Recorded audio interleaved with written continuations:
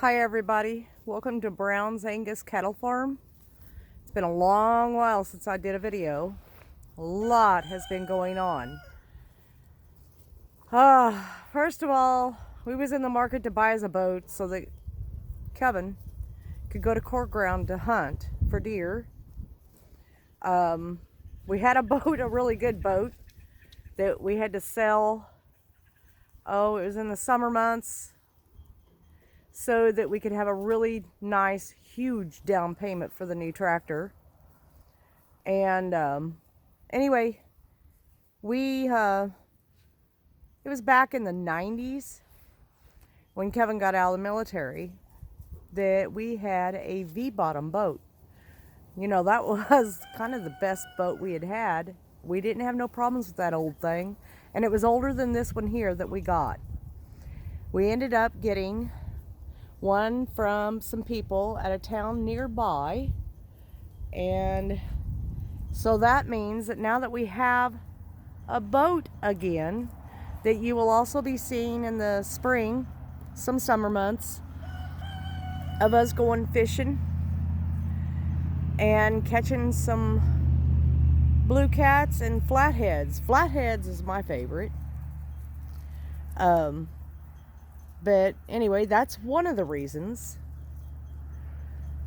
And then Coco had to have her hooves trimmed.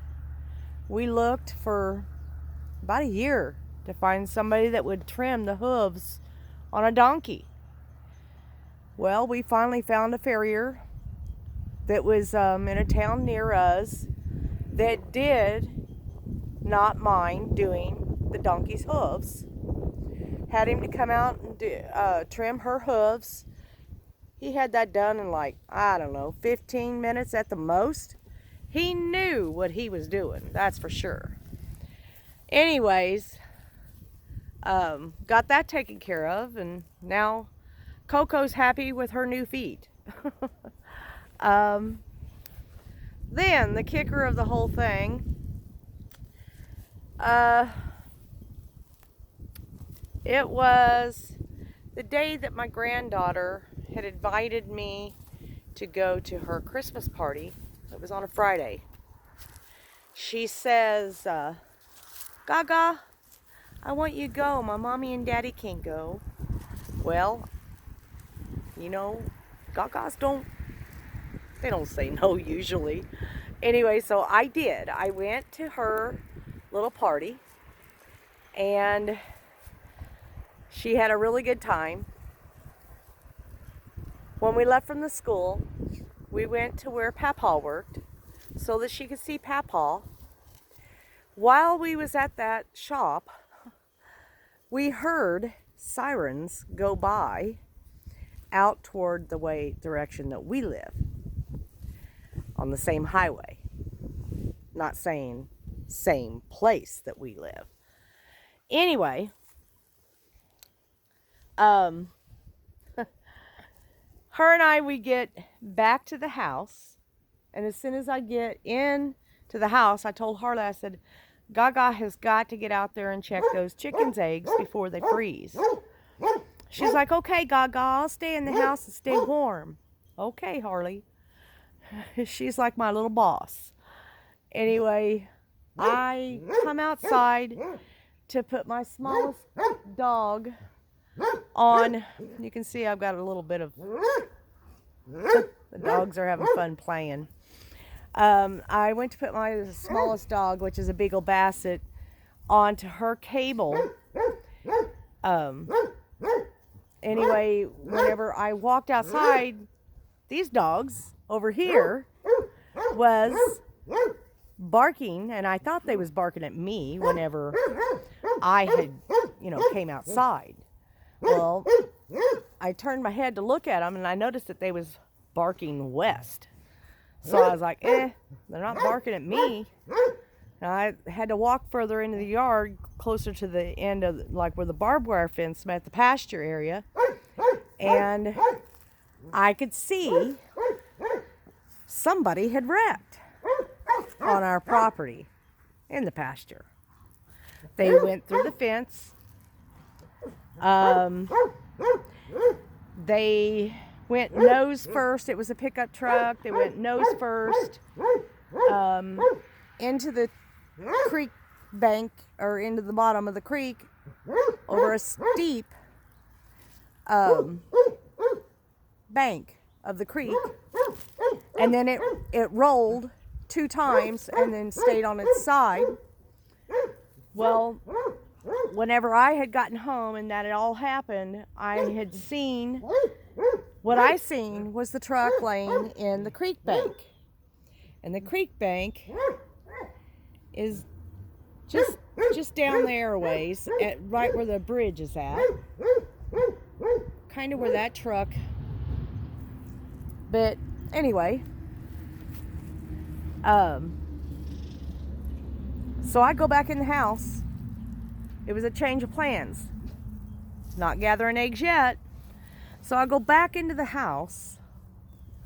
And when I do, I tell Harley, I said, Harley, get your coat on. We got to hurry up and get down there to the creek. Someone wrecked their vehicle. She's like, okay. So she hurries up.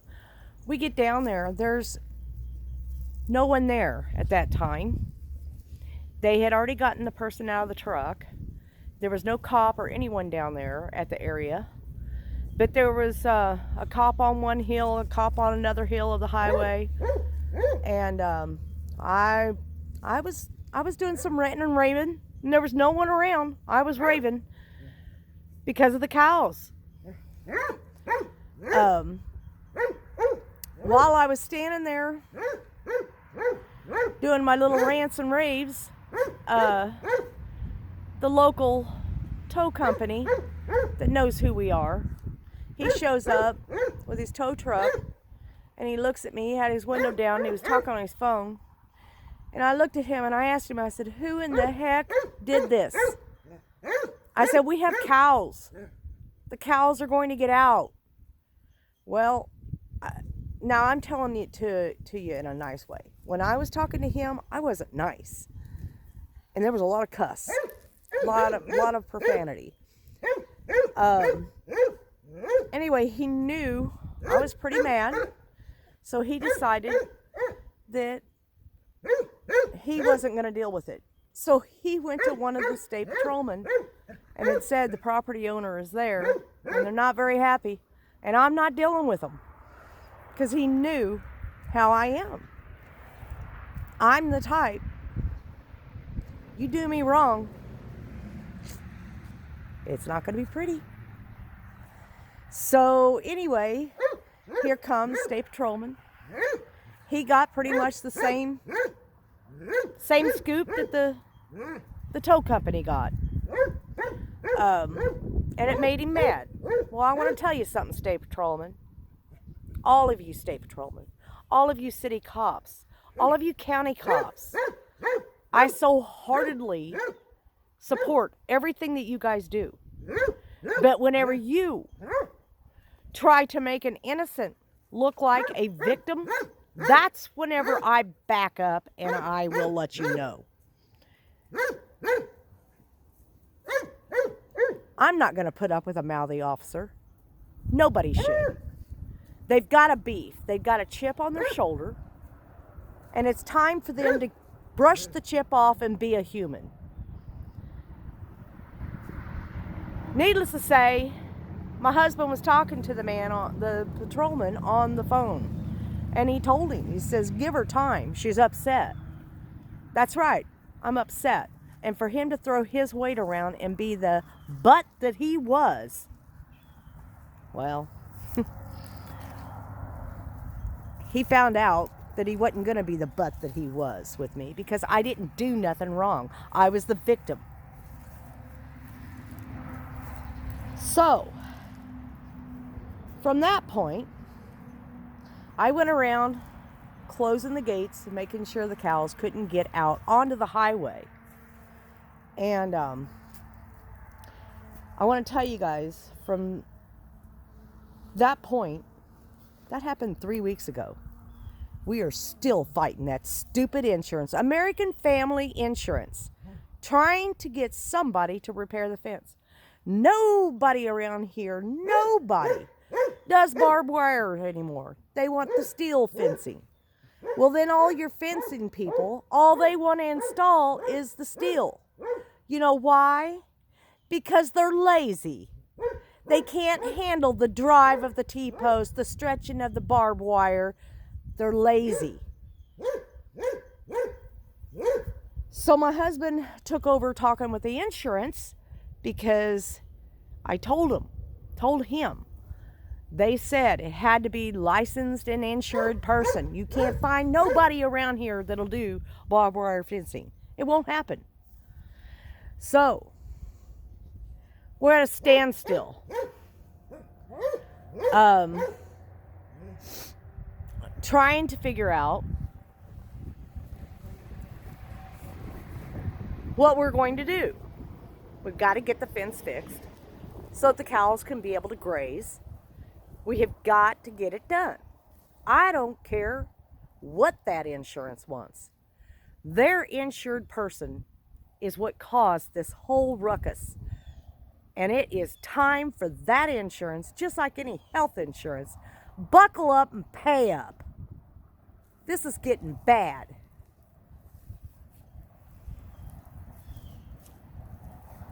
So, my husband gave him an estimate as if he did it himself.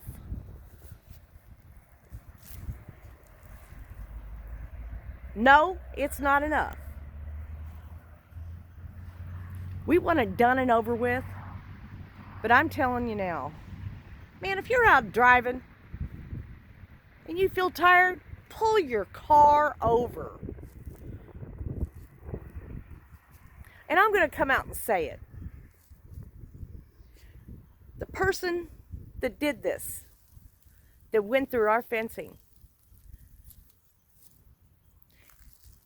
was only 16 years old. And that 16-year-old told the police that he fell asleep at the wheel at a little after 2 in the afternoon. A 16-year-old falling asleep a little after 2 in the afternoon. I don't believe it. I never will believe it. It is time that these young kids learns that whatever they do, they're going to have to pay the consequences. Leave your phones alone. Don't be texting. Don't be doing none of that crap. And then lie to a cop to get out of the crime that you committed.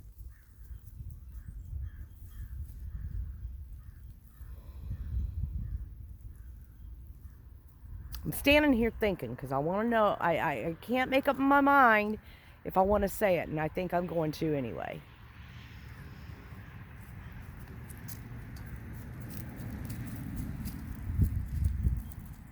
The father to the kid that did this is the Benton County assessor.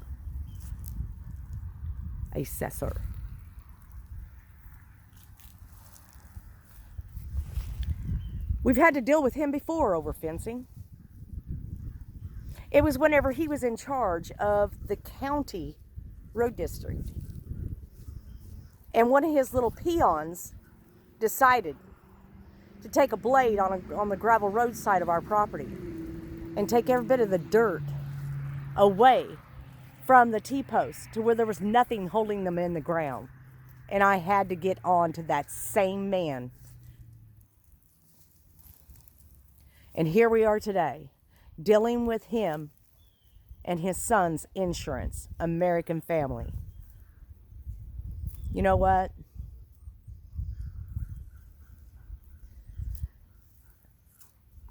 I'd like to know how some people can get by with so much lawlessness. I guess if you've got a good name in this county, you can get by with just about murder. Just about. I know I'm fed up. I've had enough.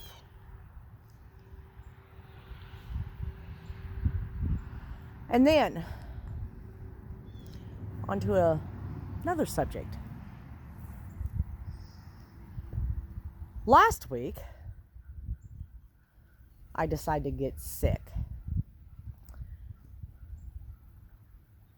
The sweats, you know, the cold chills, the fever, your bones ache. Every single joint hurts so bad that you can't do anything. I'm talking even every freaking joint in your toes, every joint in your finger, and you can't do anything because you hurt so bad. Took me about 3, 4 full days to fully recover. And now my husband has it. And his is lasting a little longer than what mine did. He tried to go to work today and he couldn't do it. So, you know, 2024. Hoorah? I don't think so.